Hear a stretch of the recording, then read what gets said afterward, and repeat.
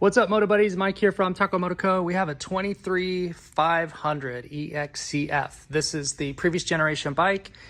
Obviously now, you know, in the 24s, there is a new upgraded chassis. And so this is the last year of the 23 series. And there are some advantages and disadvantages to trying to score yourself one of that series bikes. And this one came into us as a partial build. So, you know, we've talked about this before. We primarily focus on doing new bikes. So these would be newly sourced bikes that we would buy for an owner. We'd work with an owner to source and secure a new bike, get it here to the shop. And then these are 0-hour bikes.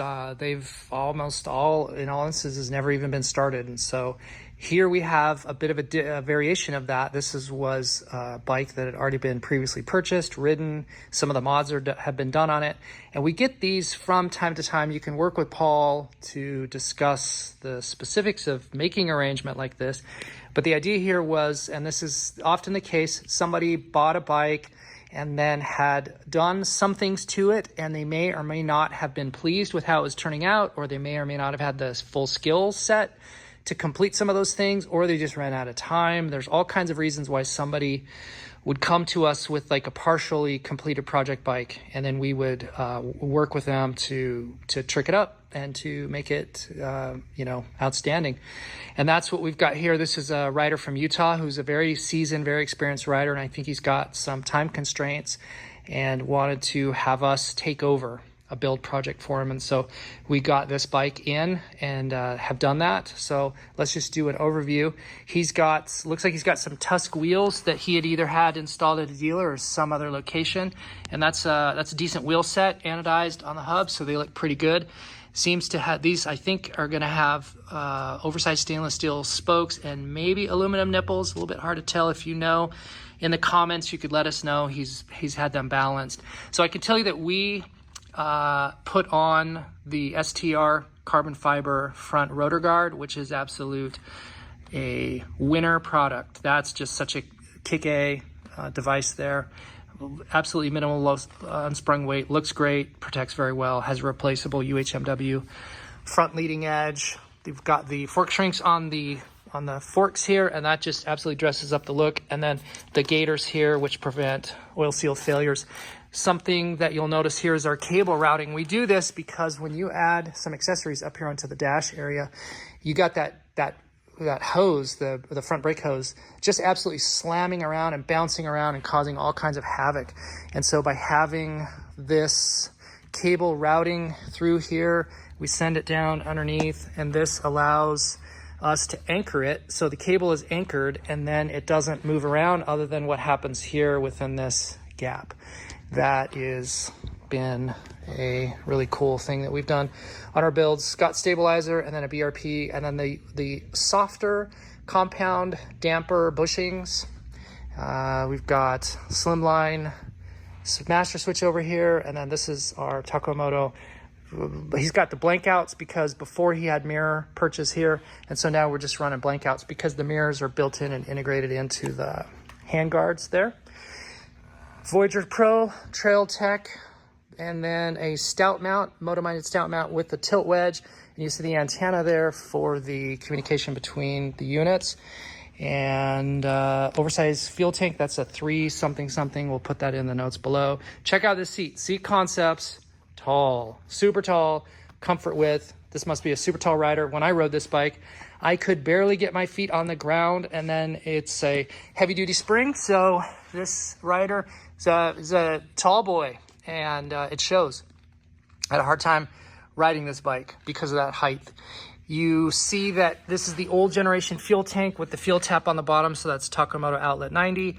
And then the Golan goes into the injector. And then inside here, we have the 3,000 hour Tacomoto fuel pump and the 250 hour in-tank filter. Underneath the airbox, we have the PC Racing filter gasket and the base gasket, Tacomoto oil filter, Emperor radiator guards, you know, all the best stuff. Back here we have a BRP, that's a chain slider, and then a bulletproof. That's that protector because the anchors here are a little bit vulnerable, and so this just adds a whole bunch of durability into that piece there. Dirt Tricks, Ironman Dirt Tricks rear sprocket, chrome finish with the Warp 9 titanium sprocket bolts, super duper good looking.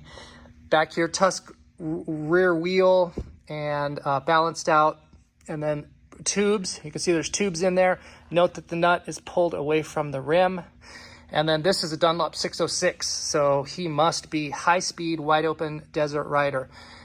This tire wears like iron, very hard compound, good spacing. This is a great Baja 1000 race tire. This is a good race series tire. And so when I see this tire on someone's bike, it's also because it's I think it's a 5 or 6 ply, very, very stiff, sturdy carcass. So you can run this tire flat. You'll feel it. You'll realize it's flat, but you will not wash out the same way you would with a lighter type tire, something that's less heavy duty than this. So this is a big boy tire for a big boy rider, and there are certain conditions where this is a great tire. Wide open stuff, not so good for close work, single track. The more technical it gets, the less this tire feels.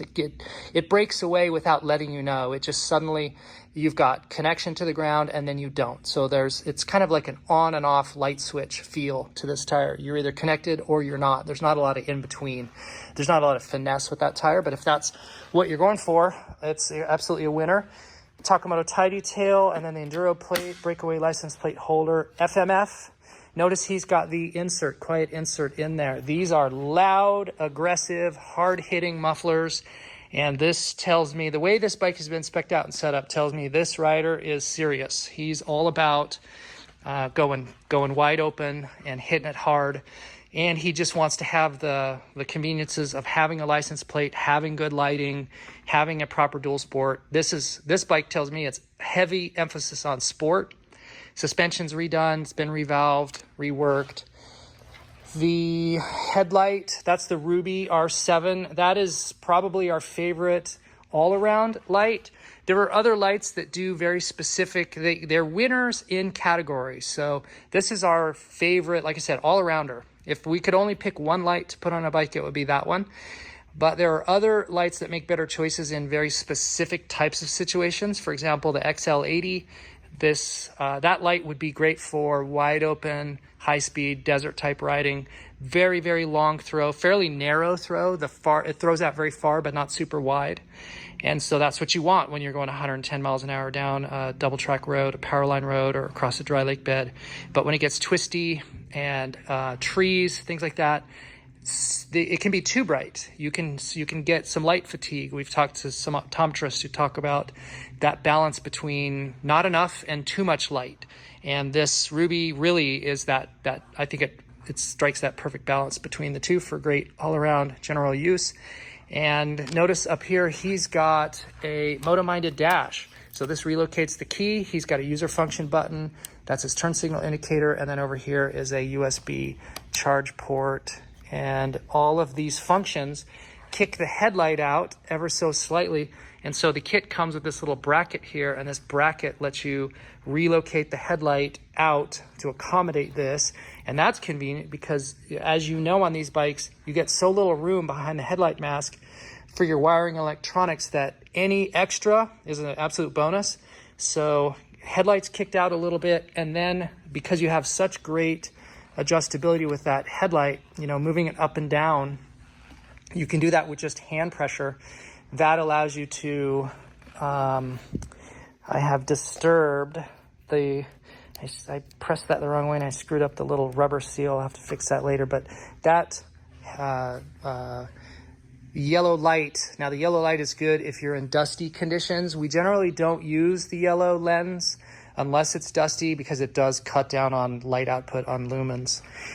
Radiator guards, Emperor radiator guards, and those, our feeling on those. Those are true radiator guards, the best radiator guards in the business.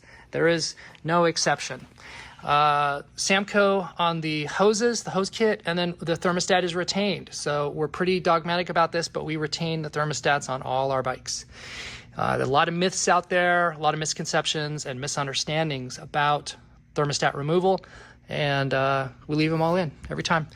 P3 racing on the exhaust shield, and that's so you don't burn your pants, and if you fall over, keeps you from sizzling that hot header pipe through your trousers, and then he's got some orange bling here and there.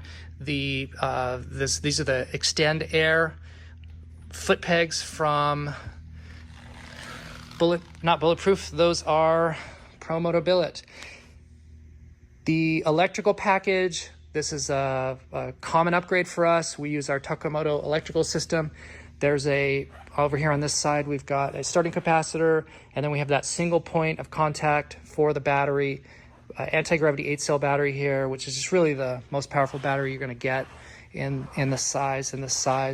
And then PC racing filter skin, and then the base gasket, and then our power distribution system here within the airbox. That's relay controlled and double fused, and all of that is powering all this stuff up here on the dash, and then the GPS accessory, and so on. So that's a brief run through of a bike that we took in to completion. And like I've mentioned, this is a little bit atypical for us. We're generally getting in 0-hour bikes, but we are willing to work with you if you have a bike that was a previous build.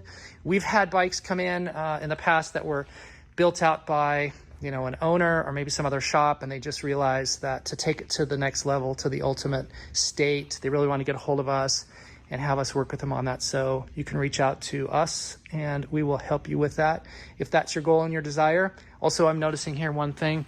We slice away the air dam on the air filter, or I'm sorry, on the airbox cover.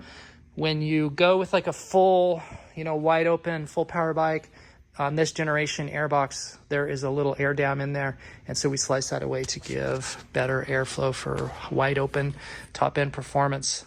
So hit us up if you have any questions about this bike or anything else that's going on at the taco shop, or you want to get a bike in or have questions for us. Like, subscribe, go out, get some adventure.